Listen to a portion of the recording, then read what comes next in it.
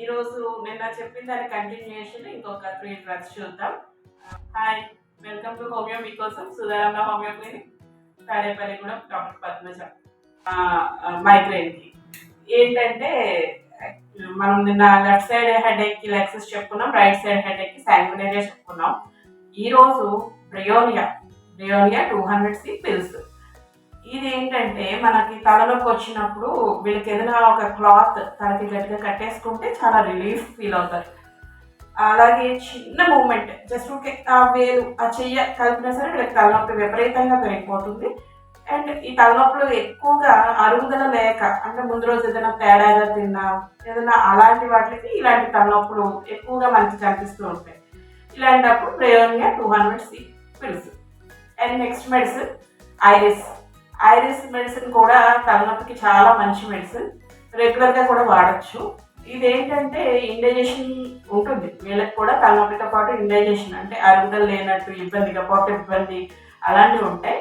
And ఏదైనా malaria కానీ typhoid వచ్చి తగ్గి తర్వాత తలనొప్పి తగ్గదు, ఆ తలనొప్పి తగ్గని దానికి ఐరిస్ మెడిసిన్ చాలా బాగా వర్క్ చేస్తుంది. Next medicine spigelia 200C pills. Actually ఇది లెఫ్ట్ సైడ్ హెడేక్స్ కి వర్క్ చేస్తుంది. హెడేక్ ఇక్కడ స్టార్ట్ అవుతుంది, ఫ్రంట్కి వస్తుంది, కంట్లోకి వస్తుంది అనమాట. కన్ను బర్స్ట్ అయిపోయేలాగా అంత సివియర్ హెడేక్స్. వీళ్ళకి రిలీఫ్ కూడా అలా ప్రశాంతంగా పడుకుంటే కాస్త రిలీఫ్ ఉన్నట్టు అనిపిస్తుంది. ఇది స్పైసిలియా 200C.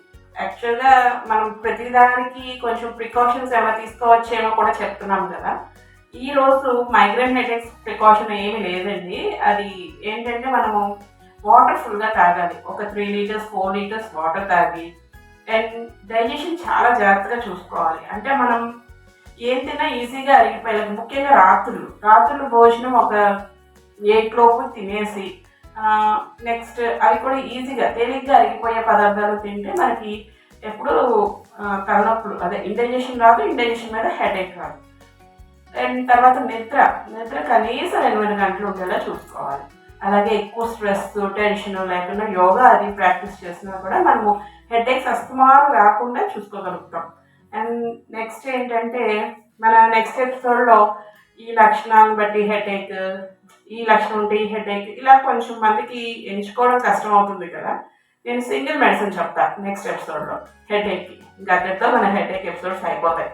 ఓకే, ఈ వీడియో కంటెంట్ నచ్చినట్టయితే ఆ ఛానల్ని సబ్స్క్రైబ్ చేసి లైక్ చేసి షేర్ చేయండి. అండ్ బెల్ ఐకాన్ ప్రెస్ చేయడం మర్చిపోవద్దు. Thank you.